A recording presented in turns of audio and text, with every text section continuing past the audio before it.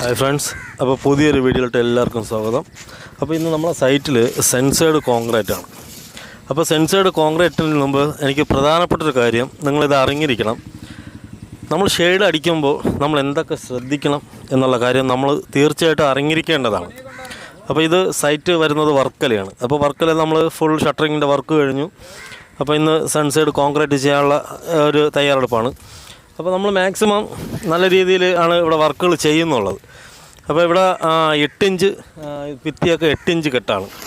8 inch കെട്ട് നല്ല രീതിയിൽ കോൺക്രീറ്റ്, ലൂസ് കോൺക്രീറ്റ്. അപ്പോൾ നമ്മളിവിടെ ചെയ്യുന്നത് 5ഉം 6ഉം, അതായത് 5 കുട്ട മണൽ 6 കുട്ട മെറ്റിൽ, ആ ഒരു രീതിയിലാണ് കോൺക്രീറ്റ് ചെയ്യുന്നത്. ഒരു പാക്കറ്റ് സിമെൻറ്റ്. കാരണം മെറ്റിൽ തീരെ ചെറിയ മെറ്റിലായതുകൊണ്ടാണ് നമ്മൾ 6 കുട്ട മെറ്റിലിട്ടത്. മറ്റേത് 5ഉം 4ഉം 5ഉം ഇട്ട് കഴിഞ്ഞാലുള്ള കുഴപ്പം സിമൻറ്റ്, അതായത് മണൽ കൂടുതലായിരിക്കും. അതുകൊണ്ടാണ് നമ്മൾ അങ്ങനെ ചെയ്തത്. പിന്നെ പല ആൾക്കാരും ചെയ്യാത്തൊരു കാര്യമാണ്, ഒരുപാട് ആൾക്കാർക്ക് ചെയ്യുന്നുണ്ട്. ഇതുപോലെ സെൻസേർഡ് കോൺക്രീറ്റ് കഴിഞ്ഞിട്ട് ഭിത്തി വരുന്ന ആ ഭാഗത്ത് നമ്മളൊരു 2 ഇഞ്ച് പൊക്കി ഒരു സ്ലാം വെച്ച് പൊക്കി ഇതുപോലെ കോൺക്രീറ്റ് ചെയ്യണം. അപ്പോൾ അത് എന്തിനാണ് ചെയ്യുന്നതെന്ന് വെച്ചാൽ, നമ്മൾ ഈ ബ്രിക്ക് വർക്കൊക്കെ ചെയ്യുമ്പോൾ ഇതിൻ്റെ മേളിൽ പാരപ്പറ്റിൻ്റെ ഇതിൻ്റെ മേളിൽ 4 വരി ഹോളോ ബ്രിക്സ് നമ്മൾ കെട്ടുകയാണ്.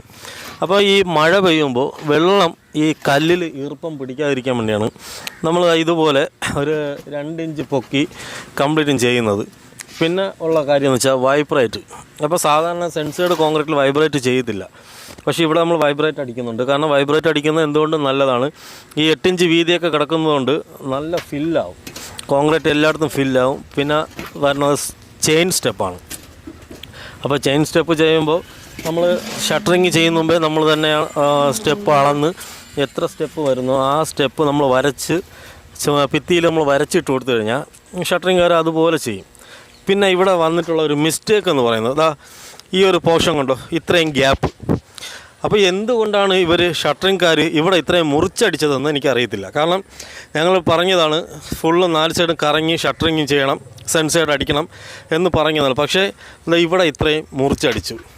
അങ്ങനെ മുറിച്ചടിച്ചുകൊണ്ടുള്ള ഉപയോഗം, ലാഭം എന്താണെന്ന് എനിക്കിപ്പോഴും മനസ്സിലാകുന്നില്ല. കാരണം ക്ലയൻറ്റിൻ്റെ അടുത്ത് പറഞ്ഞത്, ഇനി ക്ലയൻറ്റ് പറഞ്ഞിട്ടാണോ ചെയ്തത് അത് ഷട്ടറിങ്കാർ അങ്ങനെ ചെയ്തതാണോ എന്ന് അറിയത്തില്ല. പക്ഷേ ക്ലയൻറ്റിനോട് ചോദിച്ചപ്പം അവർ പറയുന്നത് എന്താണെന്ന് അറിയത്തില്ല എന്നാണ് അവർ പറഞ്ഞിരിക്കുന്നത്. പക്ഷെ അത് ഒരിക്കലും അങ്ങനെ ചെയ്യാൻ പറ്റില്ല. കാരണം നമ്മൾ സെൻസർ അടിക്കുമ്പോൾ ഇനി ഈ ഒരു സൈഡ് ഫുള്ളും മഴ പെയ്തു കഴിഞ്ഞാൽ വെള്ളം ചുമരിൽ പിടിക്കും. അപ്പോൾ എന്തുകൊണ്ടും അത് നല്ലൊരു കാര്യമല്ല. കാരണം നമ്മൾ എപ്പോഴും ഷട്ടറിങ്ങിൻ്റെ വർക്ക് ഒരു വീട് വയ്ക്കുമ്പോൾ നമ്മൾ ഷട്ടറിങ് പണിക്കാരടുത്ത് പറയണം, നമുക്ക് 4 സൈഡും സെൻസേർഡ് വേണം എന്ന് പറയണം. കാരണം ഇവിടെ ഫ്രണ്ട് മാത്രം ഷെയ്ഡ് കൊടുക്കുന്നില്ല. കാരണം ബോർഡും കുറച്ച് ഡിസൈനും കാര്യങ്ങളും വരുന്നതുകൊണ്ട് കൊടുക്കുന്നില്ല. പക്ഷേ ഇത് കണ്ടോ, ഇവിടെ ഇത്രയും ഓപ്പണായിട്ടിട്ട്. കാരണം ഈ സെൻസേർഡ് കറക്റ്റായി ഇതിൽ കൊണ്ട് മുട്ടിക്കാനുള്ളതാണ്. പക്ഷേ അത് ചെയ്യാതെ അവർ അത്രയും മുറിച്ചടിച്ചു. അതുപോലെ തന്നെ അത് ഇവിടെ ഈ മൂല ഇത്രയും മുറിച്ചടിച്ചു. പക്ഷേ ഇങ്ങനെ വരുമ്പോൾ ഒരുപാട് പ്രശ്നങ്ങളുണ്ടാവും. മാക്സിമം ഇതൊന്ന് ശ്രദ്ധിക്കണം, ഇനിയെങ്കിലും ശ്രദ്ധിക്കണം.